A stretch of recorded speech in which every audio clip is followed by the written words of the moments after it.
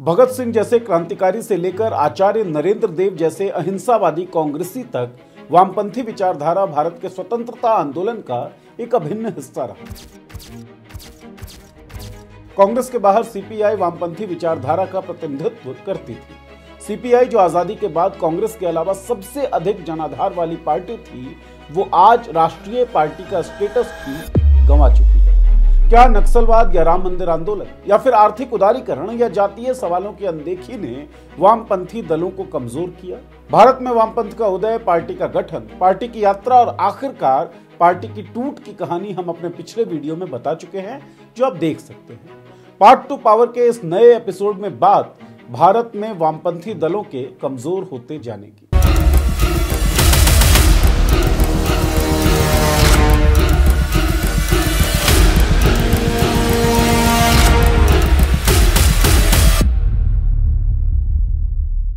नमस्कार, मैं हूं नीरज और आप देख रहे हैं पॉलिटिक्स। 1964 में कोलकाता में हुए सम्मेलन में सीपीआई से अलग होकर भारतीय कम्युनिस्ट पार्टी मार्क्सवादी का गठन हुआ। पुछल्लापल्ली सुंदरैया पार्टी के पहले महासचिव बने। इस विभाजन के बाद सीपीआईएम ने स्पष्ट रूप से एक नया रास्ता चुना, जन आंदोलनों, संघर्ष और संगठन पर आधारित राजनीति का रास्ता।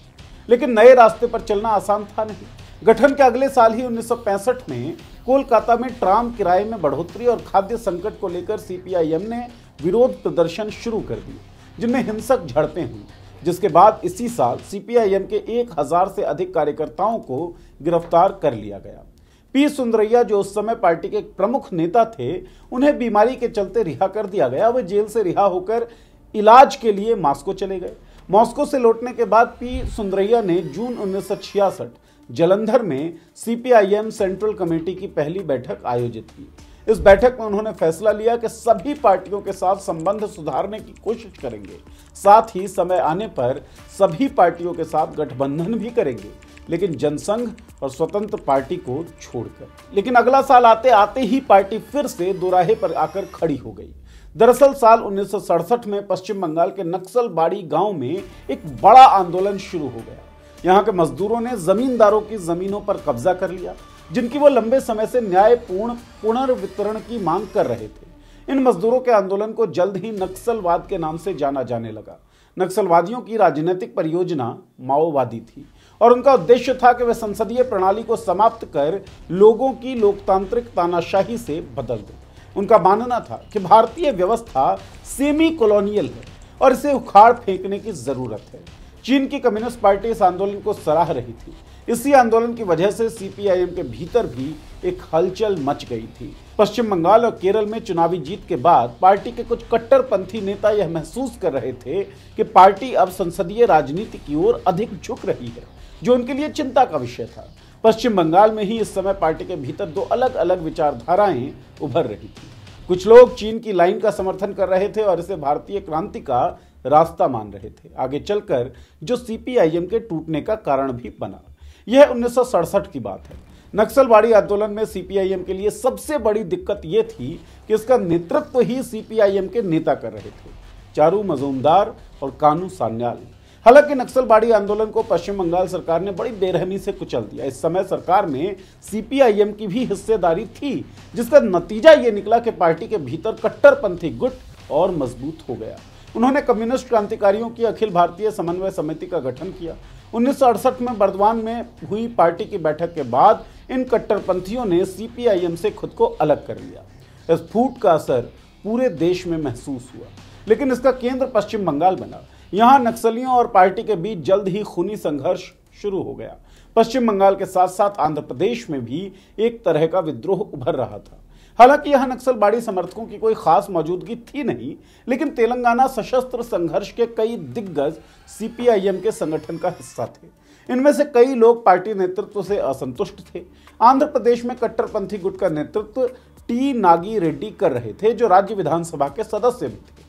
15 जून 1968 को नागी रेड्डी और उनके सहयोगियों ने पार्टी की नीतियों की आलोचना करते हुए एक प्रेस बयान जारी किया। इसके बाद पार्टी के लगभग 50% सदस्य सीपीआईएम छोड़कर आंध्र प्रदेश समन्वय समिति में शामिल हो गए। कुछ महीनों बाद केरल में संयुक्त मोर्चा सरकार गिर गई। इस बार सीपीआई, आरएसपी, केटीपी और मुस्लिम लीग के मंत्रियों ने इस्तीफा दिया। जिसके कारण मुख्यमंत्री ईएमएस नंबूदरीपाद को 24 अक्टूबर 1969 को अपना इस्तीफा देना पड़ा। इसके बाद सीपीआई के नेता सी अच्युत मेनन के नेतृत्व में एक नई सरकार बनी। सीपीआईएम को इसी साल एक और बड़ा झटका लगा जब उसका एक धड़ा सीपीआईएमएल एक नई पार्टी बनाकर अलग हो गया। नक्सलबाड़ी से शुरू हुई यह आग केवल पश्चिम बंगाल और आंध्र प्रदेश तक सीमित नहीं रही, बल्कि इसने भारतीय राजनीति के नक्शे को भी बदल दिया। किसानों के अधिकारों और जमींदारों के शोषण के खिलाफ उठी यह आवाज धीरे धीरे सशस्त्र विद्रोह का रूप ले चुकी थी। बंदूकें अब विचारधारा से ज्यादा तेजी से बोलने लगी थी। सरकारी अधिकारियों, पुलिस और जमींदारों को निशाना बनाया जाने लगा था। भारत की राजधानी दिल्ली तक इस आग की लपटें पहुंचने लगी थी। उस समय देश की कमान इंदिरा गांधी के हाथों में। प्रधानमंत्री इंदिरा गांधी यह बखूबी जानती थी कि यह आंदोलन सिर्फ कानून और व्यवस्था की समस्या नहीं है, यह उस असमानता और अन्याय की उपज है जो दशकों से भारत के ग्रामीण इलाकों में पल रही थी। लेकिन इंदिरा को यह भी एहसास था कि अगर इसे समय रहते नहीं रोका गया तो यह आग पूरे देश में फैल सकती है। इसके चलते साल 1971 की गर्मियों में इंदिरा गांधी ने एक बड़े फैसले की तैयारी की। उन्होंने सेना और अर्धसैनिक बलों को पश्चिम बंगाल, बिहार और ओडिशा भेजने का आदेश दिया और इसे नाम दिया ऑपरेशन स्टीपल चेज। इस ऑपरेशन का नाम भले ही किसी रेस का हिस्सा लगता हो, लेकिन इसका मकसद नक्सलियों को कुचलना था। सेना और पुलिस ने मिलकर सैकड़ों गांवों की तलाशी ली, हजारों नक्सलियों को गिरफ्तार किया और उनके गुप्त अड्डों पर छापेमारी कर हथियार जब्त किए। जंगलों में छिपे नक्सलियों को खोजकर बाहर निकाला गया। ऑपरेशन के दौरान कई इलाकों में नक्सलियों के साथ मुठभेड़ भी हुई। इंदिरा गांधी का निर्देश साफ था, शांति बहाल करने के लिए सख्त कार्रवाई की जाए, लेकिन निर्दोष ग्रामीणों को कोई नुकसान नहीं होना चाहिए। सेना ने इस ऑपरेशन को सफलतापूर्वक अंजाम दिया, लेकिन इंदिरा गांधी जानती थी कि नक्सलवाद की असली जड़ गरीबी, भूख और अन्याय है। ये लड़ाई केवल बंदूकों से नहीं जीती जा सकती। इसलिए उन्होंने नक्सल प्रभावित इलाकों में विकास कार्यों को तेज कर दिया। भूमि सुधार की प्रक्रिया को आगे बढ़ाया गया और भूमिहीन किसानों को जमीन दी गई। गरीबी हटाओ जैसा मुख्य अभियान चलाया गया। गांवों में रोजगार योजनाएं शुरू की गई। आदिवासी इलाकों में शिक्षा और स्वास्थ्य सेवाओं को बेहतर बनाने के प्रयास किए गए। इंदिरा गांधी का मानना था कि जब तक गरीबों के जीवन में सुधार नहीं होगा, तब तक नक्सलवाद की जड़ें नहीं सूखेंगी। ऑपरेशन स्टीपल चेज और विकास योजनाओं के कारण 1980 आते आते नक्सलवादी आंदोलन काफी हद तक कमजोर हो गया। कई इलाकों पर सरकार ने फिर से नियंत्रण पा लिया, लेकिन यह लड़ाई खत्म नहीं हुई थी। नक्सलवाद ने धीरे धीरे नए रूप में माओवादी आंदोलन के तौर पर सिर उठाया। आंध्र प्रदेश में कोंडापल्ली सीतारमैया नाम के कम्युनिस्ट लीडर ने अप्रैल 1980 में सीपीआईएमएल पीपुल्स वार ग्रुप बनाया, जिसे संक्षिप्त में पीडब्ल्यूजी कहा जाने लगा। 1970 के दशक में नक्सलवादी आंदोलन का मुख्य मुद्दा भूमि सुधार था, लेकिन 80 और 90 के दशक में आरक्षण प्रमुख मुद्दा बन गया। जो वर्ग खुद को हाशिए पर और अलग थलग महसूस कर रहे थे, अब इस आंदोलन से जुड़ने लगे। हालांकि इस वक्त तक लेफ्ट कई पार्टियों और समूहों में बढ़ चुका था और हिंसक था, लेकिन फिर भी विपक्ष की भूमिका में मौजूद था। साल 1980 में ही एक और बड़ी घटना हुई, जिसकी वजह से आगे चलकर लेफ्ट मुख्य विपक्ष का दर्जा खोने वाला था। दरअसल इस साल भारतीय जनता पार्टी की स्थापना हुई। बीजेपी पार्टी अपने पहले लोकसभा चुनाव 1984 में मात्र 2 सीटों पर सिमट गई, लेकिन अगले चुनाव 1989 में 80 से ज्यादा सीटें जीतने में कामयाब रही। आजादी के बाद 1950 और 60 के दशक में वामपंथी दल मुख्य विपक्षी पार्टी थी। 1970-1980 के दशक में पश्चिम बंगाल, केरल और त्रिपुरा में उनका दबदबा था। भूमि सुधार, शिक्षा और स्वास्थ्य जैसे मुद्दों पर उनकी नीतियां जनता से गहरा जुड़ाव बनाए रखती थी। लेकिन 1990 के दशक में बीजेपी के उदय ने वामपंथी दलों को चुनौती दी। राम जन्मभूमि आंदोलन और हिंदुत्व की राजनीति के जरिए बीजेपी ने जनता का भावनात्मक जुड़ाव पाया, जबकि वामपंथ आर्थिक और सामाजिक मुद्दों तक ही सीमित रह गया, जिससे वामपंथ का मध्यम वर्ग से जुड़ाव कमजोर होता गया। कांग्रेस भी अब केंद्र की सत्ता में अकेली ताकत नहीं बची रह गई थी।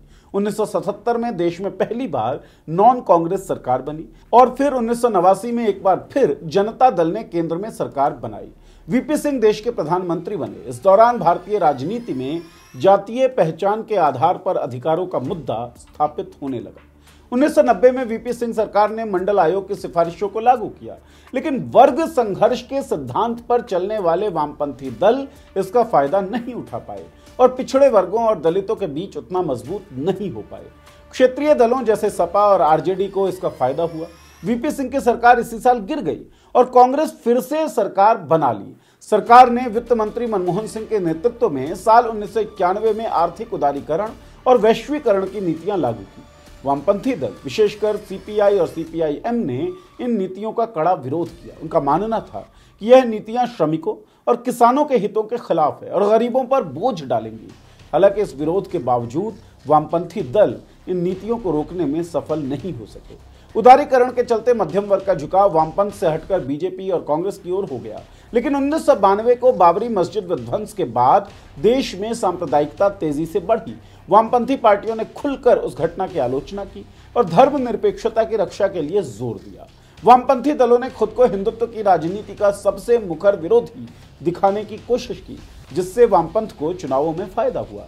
साल 1996 में केंद्र में कांग्रेस और बीजेपी के बाहर संयुक्त मोर्चा की सरकार बनी, जिसमें वामपंथी पार्टियां एक प्रमुख घटक के रूप में शामिल थी।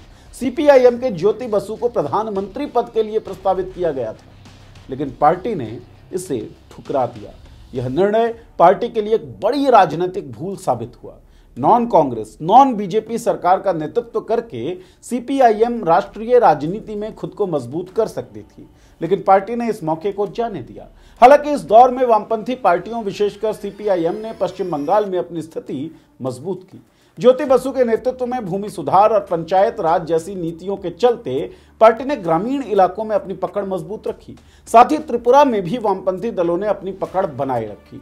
सीपीआईएम के माणिक सरकार का नेतृत्व जनता में काफी लोकप्रिय रहा।